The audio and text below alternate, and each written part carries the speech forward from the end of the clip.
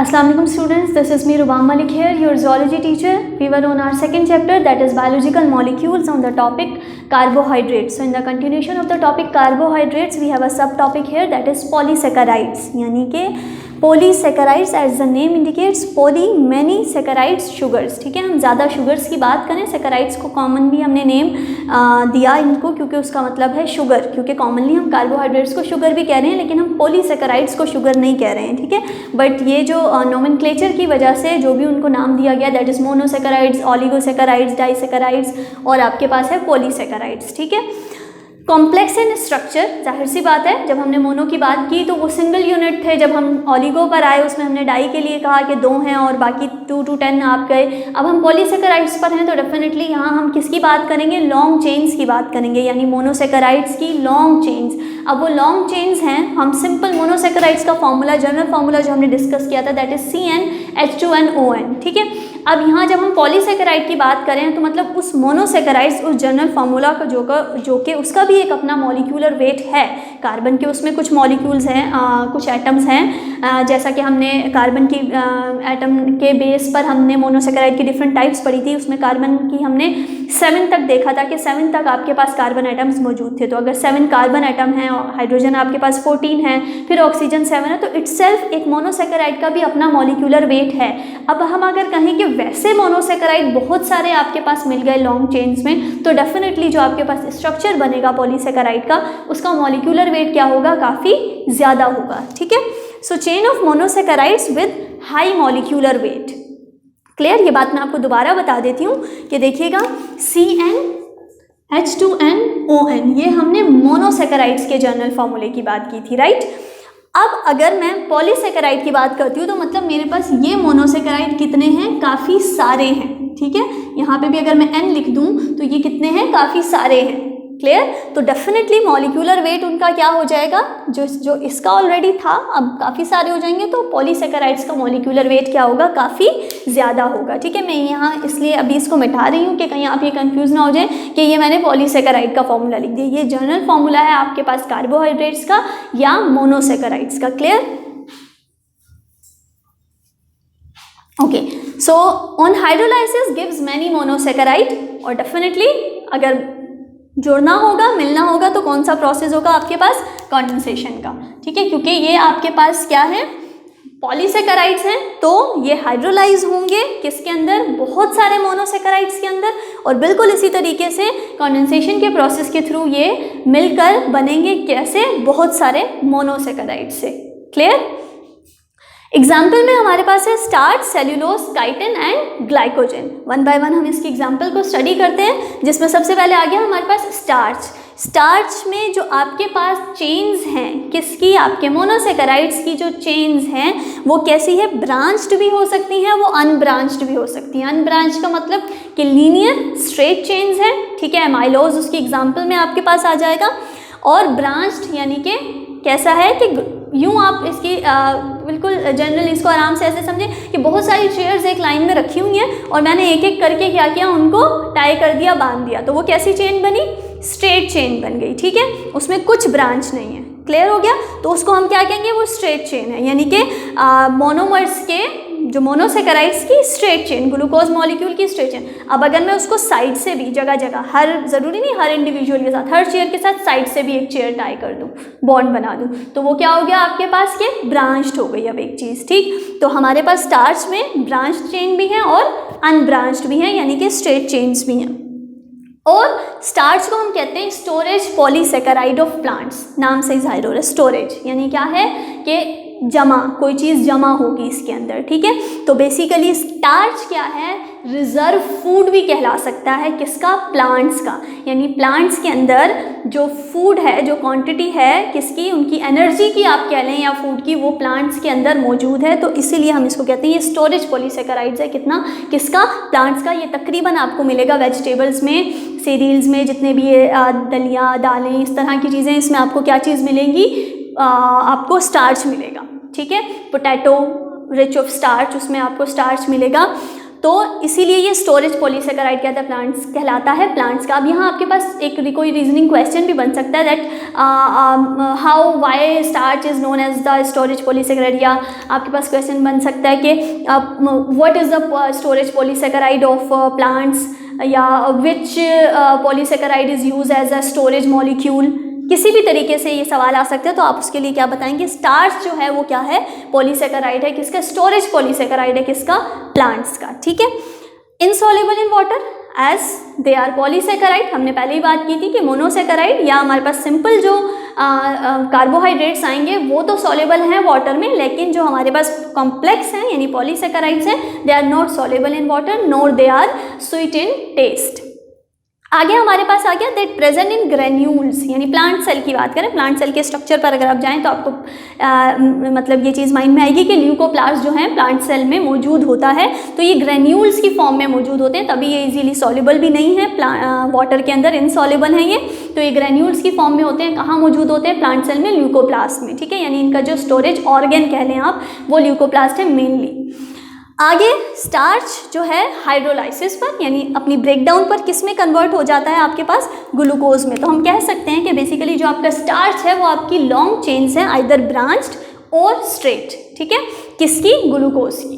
Clear, यानी starch की hydrolysis होगी तो हमें क्या मिलेगा, ग्लूकोज। यानी स्टार्च जो है वो ग्लूकोज से मिलकर बना है, यानी स्टार्च का जो मोनोमर है वो आपके पास क्या है, ग्लूकोज है मेनली। सही।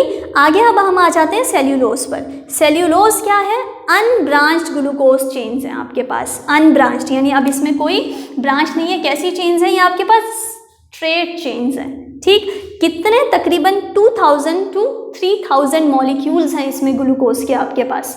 2000 से 3000 ग्लूकोज के मॉलिक्यूल्स मिलेंगे तो आपके पास क्या बनेगा, सेल्यूलोज बनेगा। क्लियर, आप यहीं से आइडिया कीजिए कि इनका मॉलिक्यूलर वेट कितना हाई होगा। ठीक, आगे structural polysaccharide of plants, again question उसी तरीके से बन सकता है जैसे मैंने कहा कि स्टोरेज पॉलीसेकेराइड क्या है प्लांट्स का, तो आपके पास अगर आए कि स्ट्रक्चरल पॉलीसेकेराइड क्या है, तो आपको पता होना चाहिए प्लांट का जो स्ट्रक्चरल पॉलीसेकेराइड है वो क्या है, सेल्यूलोज है। ये मोस्ट अबंडेंट आपके पास जो है कार्बोहाइड्रेट है, यानी बहुत ज़्यादा क्वांटिटी में सेल्यूलोज मौजूद होता है। क्यों, क्योंकि बेसिकली ये कहाँ मौजूद होता है, फाउंड इन सेल वॉल। और हमें पता है कि जब हम प्लांट्स की बात कर रहे हैं तो प्लांट्स की जो है वो किससे मिलकर बने हैं, सेल से। और जब हम प्लांट सेल की बात करते हैं तो जो उसकी आउटर मोस्ट बाउंड्री है वो बाउंड्री क्या है, सेल वॉल है। In case of animal cell, in case of mammalian cell वो आउटर मोस्ट बाउंड्री होती है सेल मेम्ब्रेन। यहाँ पर वो आउटर मोस्ट बाउंड्री क्या है, सेल वॉल। तो सेल वॉल किससे मिलकर बनी है, यानी सेल वॉल का मेन कंपोनेंट, मेन कार्बोहाइड्रेट क्या है, तो वो क्या है आपके पास, सेल्यूलोज है। ठीक, सेल्यूलोज के बाद आते हैं हम किसकी तरफ, काइटिन की तरफ। ठीक, काइटिन है बेसिकली एनिमल स्ट्रक्चरल पॉलीसेकेराइड। यहाँ हमने पीछे बात की थी स्ट्रक्चरल पॉलीसेकेराइड की, सेल्यूलोज की। किसका है ये स्ट्रक्चरल पॉलीसेकेराइड, यानी स्ट्रक्चर में किसके हेल्प कर रहा है, प्लांट्स की। अब मैं काइटिन की बात कर रही हूँ तो मैं इसको क्या कह रही हूँ, ये एनिमल का स्ट्रक्चरल पॉलीसेकेराइड है, तो कुछ इसमें डिफरेंस एज सच नहीं आने वाला। यानी ये किसका स्ट्रक्चर बनाएगा, बेसिकली हमारे एनिमल्स का। अब एनिमल्स में सेल वॉल तो होती नहीं है जो हम कहें कि ये सेल वॉल में मौजूद है। ठीक, एनिमल की आउटर मोस्ट बाउंड्री क्या है, यानी कि एनिमल सेल में, जिसको हम आप मेमेलियन सेल को भी इंक्लूड करते हैं डेफिनेटली, तो उसकी आउटर मोस्ट बाउंड्री हमारे पास क्या है, सेल मेम्ब्रेन। राइट, तो सेल मेम्ब्रेन का हम डिस्कस कर चुके हैं, fluid Mosaic model, lipid bilayer, proteins, तो उसमें अभी हमारे पास कार्बोहाइड्रेट का एज सच कोई काम नहीं है। लेकिन हमारे पास कुछ एनिमल्स हमारे ऐसे हैं जिनके पास क्या मौजूद होता है, एक्सोस्केलेटन मौजूद होता है। ठीक है, वो एक्सोस्केलेटन किससे मिलकर बना होता है, काइटिन से मिलकर बना होता है। That is found in exoskeleton of insects and shells of crustaceans. ठीक है, क्रस्टेशियंस आपके आर्थ्रोपोड्स हैं। ठीक है, तो insects and shells of crustaceans. Next one is glycogen. अब ग्लाइकोजन हमारे पास है एनिमल स्टोरेज पॉलीसेकेराइड, यानी कि जैसा हमारे पास स्टार्च जो था वो हमारे पास क्या था, स्टोरेज पॉलीसेकेराइड था, किसका, प्लांट्स का। तो हमारे पास जो ग्लाइकोजन है वो स्टोरेज पॉलीसेकेराइड है, किसका, एनिमल्स का। यानी कि हमारी बॉडी के अंदर, एनिमल की बॉडी के अंदर जो एक्सेस आपके पास ग्लूकोज होगा या एक्सेस आपके पास जो भी कार्बोहाइड्रेट है वो किस में कन्वर्ट हो जाएगा, ग्लाइकोजन में कन्वर्ट होगा और क्या होगा, स्टोर हो जाएगा। और at the time of need, जब आपकी बॉडी को एनर्जी की नीड होगी तो अगेन ये ग्लाइकोजन क्या होगा, कन्वर्ट होगा किस में, ग्लूकोज में, और आपकी बॉडी को क्या देगा, एनर्जी देगा। ठीक है, अब ये कहाँ स्टोर होता है बेसिकली, तो ये हमारे पास लिवर और मसल्स में स्टोर होता है। ठीक है, यानी इसकी मेन साइट आपके पास लिवर है, पहले लिवर वाला है ग्लाइकोजन और बाद में मसल्स वाला, यानी आपको एनर्जी मिलती है। ये ग्लाइकोजन जब ब्रेक होता है किसके अंदर, ग्लूकोज के अंदर, तो हमें मिलती है एनर्जी। तो हम ये कहते हैं कि जो कार्बोहाइड्रेट्स हैं वो सोर्स ऑफ एनर्जी है हमारे लिए। ठीक है, और हाईली ब्रांच्ड ग्लूकोज चेन्स, ये इसका फॉर्मूला हो गया। ग्लूकोज का फॉर्मूला हमारे पास ये आपके पास क्या, C6H12, बेसिकली ये C6H12 है, नोट 10।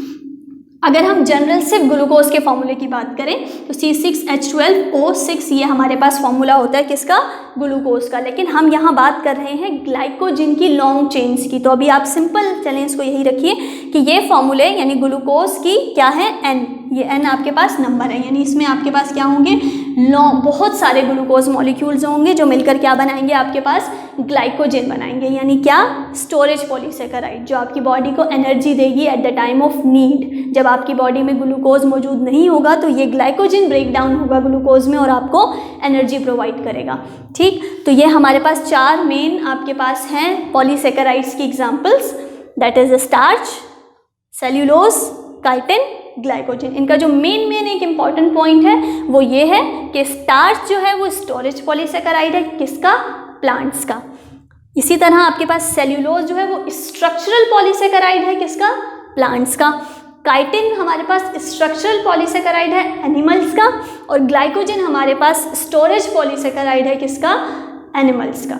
ठीक है, स्टोरेज यानी एनर्जी देने के लिए, स्ट्रक्चरल यानी स्ट्रक्चर बना रहा है वो। ठीक है, अब आगे हम जाते हैं फंक्शंस की तरफ, क्योंकि हमारे पास तीनों टाइप्स एंड हो गई हैं कार्बोहाइड्रेट्स की, that is monosaccharides, oligosaccharides and polysaccharides. अब हम आ जाते हैं फंक्शंस की तरफ। तो फंक्शंस ऑलरेडी हम देखा जाए तो जब हमने ये सारी चीज़ें कवर की हैं, मोनो, ओलिगो और पॉली, उसमें हम साथ साथ फंक्शन डिस्कस कर चुके हैं। तो यहाँ मैं सिर्फ आपको एक पॉइंट्स की फॉर्म में बता रही हूँ।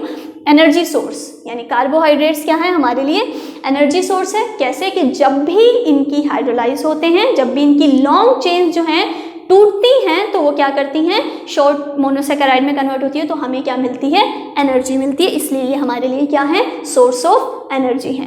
फिर आ जाते हैं स्टोरेज की तरफ। जाहिर सी बात है, जब ये एक्सेस में हमारी बॉडी में मौजूद है तो ये स्टोर है हमारी बॉडी में, and at the time of need हमें ये एनर्जी देंगे। किस फॉर्म में स्टोर है, आप पीछे बढ़ चुके हैं, ग्लाइकोजन की फॉर्म में इन केस ऑफ एनिमल्स, और उसके बाद स्टार्च की फॉर्म में इन केस ऑफ प्लांट्स।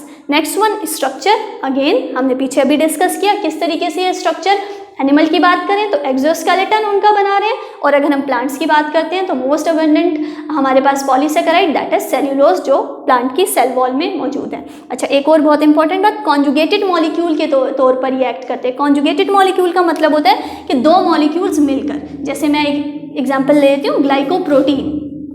ठीक है, तो ग्लाइकोप्रोटीन में आप देख सकते हैं, यानी कि ये क्या चीज़ है, इसमें ग्लाइको कार्बोहाइड्रेट भी है और साथ साथ प्रोटीन भी है, मतलब 2 बायोलॉजिकल मॉलिक्यूल्स मिले हुए हैं। तो जब 2 बायोलॉजिकल मॉलिक्यूल्स मिलते हैं तो उसको हम क्या कहते हैं, कॉन्जुगेटेड मॉलिक्यूल कहते हैं। तो हमारे पास जो आपके कार्बोहाइड्रेट्स हैं वो कॉन्जुगेटेड मॉलिक्यूल्स के तौर पर भी एक्ट करते हैं, and one of the example is glycoprotein. So this is all about the carbohydrates. अब इसके बाद हम अपने नेक्स्ट लेक्चर में अपना नेक्स्ट टॉपिक स्टार्ट करेंगे, that will be lipids. So this is all about carbohydrates. Thank you.